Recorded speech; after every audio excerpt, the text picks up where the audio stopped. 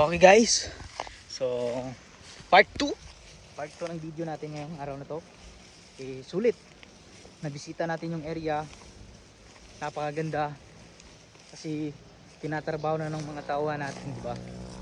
Tapos tao doon, tinuturtol na nila yung binubungkal na nila yung lupa. Tawag dyan, parang pinipino talaga nila para next week, basta mga 3 araw daw, tatanim na sila ng palay. Kagaya niyan, di ba? So solid lang, solid yung mga sipag natin. Tuloy-tuloy lang tayo sa ginagawa nating negosyo o ano pang mga extra na magpagkakitaan natin, kasi nga kailangan talaga kailangan natin magsipag, men.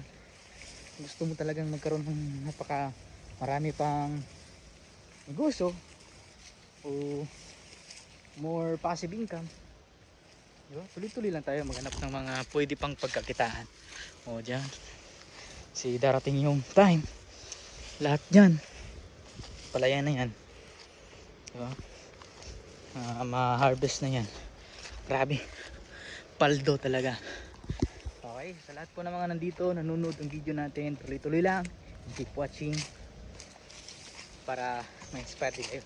Sino lang naman tayo dati, diba? So kayo din, sana kayo naman yung next na magkaroon ng ganitong palayan. Okay, peace everyone.